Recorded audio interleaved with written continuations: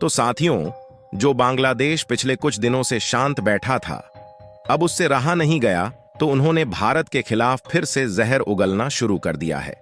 और इनके द्वारा भारत पर दोबारा से एक बहुत बड़ा आरोप लगाया जा रहा है। दरअसल हाल ही में कुछ दिन पहले बांग्लादेश का भारत से पंगा लेने का अंजाम साफ साफ दिखाई दे रहा था और बांग्लादेश की जो पॉलिटिकल क्राइसिस थी वह इंडस्ट्रियल और इकोनॉमिक क्राइसिस में बदल चुकी थी, क्योंकि बांग्लादेश की जो सबसे बड़ी इंडस्ट्री टेक्सटाइल सेक्टर को माना जाता है, इसी सेक्टर में जो गारमेंट्स वर्कर होते हैं उनके द्वारा एक बहुत बड़ा प्रोटेस्ट शुरू कर दिया गया था, जिसमें कई लोगों की मौत भी हो गई थी। और बांग्लादेश के गारमेंट्स वर्कर्स ने इतना बड़ा प्रोटेस्ट इसलिए शुरू किया क्योंकि वहां की 700 से 1000 तक गारमेंट्स फैक्ट्रीज बंद हो चुकी है। लेकिन अब खबर निकल कर आ रही है कि रेडीमेड गारमेंट्स मैन्युफैक्चरर के खिलाफ जो वर्कर्स ने मिलकर प्रोटेस्ट किया है उसके पीछे किसी तीसरे का हाथ बताया जा रहा है। और यदि थोड़ा इस रिपोर्ट में और नीचे देखें तो इसमें साफ साफ बताया गया है कि इसका जो आरोप है वह किसी और पर नहीं बल्कि पड़ोसी देश भारत पर लगाया जा रहा है। हालांकि बांग्लादेश के द्वारा जो इसके पीछे का कारण भारत को दिया जा रहा है, इससे हम लोगों पर इसका क्या असर पड़ने वाला है, इसको तो हम आपको बताने ही वाले हैं। साथ ही बांग्लादेश से जुड़ी कौन सी घटनाएं घटित हो रही हैं, वह सारी जानकारियां भी इस वीडियो में समझेंगे। लेकिन आगे बढ़ने से पहले इस वीडियो को एक लाइक करके चैनल को सब्सक्राइब जरूर कर लीजिए, क्योंकि यह आपके लिए 1 सेकंड का काम है, लेकिन इससे हमारी काफी बड़ी मदद होती है। असल में देखा जाए तो बांग्लादेश में जब से मोहम्मद यूनुस की सरकार बनी है तब से भारत के प्रति इनका विरोध ही देखने को मिल रहा है और इनका बस केवल एक ही फंडा रह गया है कि यदि कोई भी घटना बांग्लादेश में घटित होती है तो उसका सीधा आरोप भारत पर लगा दिया जाए। क्योंकि पिछले महीने जब बांग्लादेश में भीषण बाढ़ आई थी और कई गांव डूब गए तो उसका झूठा आरोप भी इन्होंने भारत पर लगाया था। बांग्लादेश के अधिकारियों ने कहा कि भारत के त्रिपुरा से होकर जो बांग्लादेश के रास्ते जो नदी गुजरती है उसके किसी बांध को बिना बताए भारत ने खोल दिया है, जिसके कारण बांग्लादेश में भीषण बाढ़ आ गई है। लेकिन जब जांच पड़ताल की गई तब यह बात मालूम हुई कि भारत ने किसी भी प्रकार के ऐसे डैम को नहीं खोला है जिससे बांग्लादेश डूब गया है, बल्कि अधिक वर्षा होने के कारण बांग्लादेश में बाढ़ आ गई थी। फिलहाल इसके बाद पिछले कुछ दिनों से बांग्लादेश थोड़ा भारत के खिलाफ शांत था, क्योंकि जब यूनाइटेड नेशन की मीटिंग में पीएम मोदी जी मोहम्मद यूनुस से नहीं मिले तो इन्हें यह बात थोड़ी बहुत समझ में आई कि अगर ये भारत के खिलाफ और ज्यादा जाते हैं तो भारत इसी तरीके से बांग्लादेश को अनदेखा कर सकता है और जिस तरीके से लोग डिमांड कर रहे हैं उससे बांग्लादेश का एक्सपोर्ट भी भारत पूरी तरीके से बंद कर सकता है।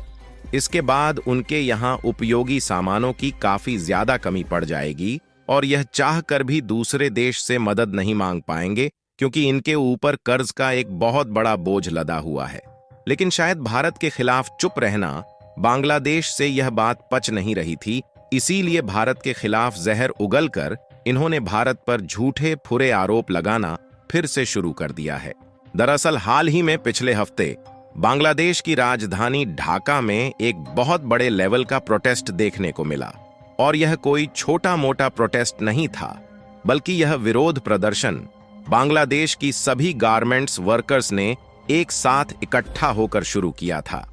जिसके कारण 3-4 दिनों तक लगातार कई किलोमीटर की दूरी तक सड़कें पूरी तरीके से जाम रही। बांग्लादेश के गारमेंट वर्कर का कहना था कि उनके देश में ज्यादातर फैक्ट्रियां बंद हो चुकी हैं, जिसे बंद हुए महीनों बीत रहे हैं और उन्हें कंपनी से बाहर भी निकाल दिया गया है।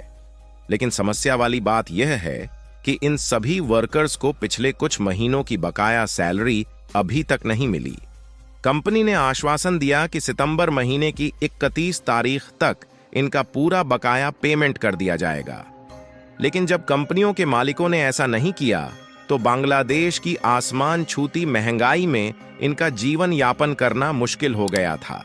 इसीलिए सभी वर्कर्स ने मिलकर फैक्ट्री और सरकार के खिलाफ एक साथ विरोध प्रदर्शन किया। लेकिन अब चौंकाने वाली खबर निकल कर आ रही है कि बांग्लादेश की जो एसोसिएशंस है जो कि इंडस्ट्रीज को सुपरवाइज और कंट्रोल करती है, उनके द्वारा गारमेंट्स वर्कर ने जो प्रोटेस्ट किया है उसके लिए डायरेक्टली भारत को टारगेट किया जा रहा है। और इनका कहना है कि जो बड़े लेवल पर प्रोटेस्ट हुआ यह सब भारत ने जानबूझकर करवाया था। और रिपोर्ट में आप साफ साफ देख सकते हैं कि नेक्सस ग्रुप, जिसके मैनेजिंग डायरेक्टर अब्दुल रशीद है, इन्होंने सीधे तौर पर भारत पर आरोप लगाते हुए कह दिया है कि जो लोग नेबरिंग कंट्री को प्रोटेक्ट करने की कोशिश कर रहे हैं वही लोग हैं जिनके द्वारा हमारी कंट्री में गारमेंट वर्कर के द्वारा विरोध प्रदर्शन कराया गया। लेकिन सवाल यह है कि उनके द्वारा सीधे तौर पर भारत पर ही आरोप क्यों लगाया जा रहा है?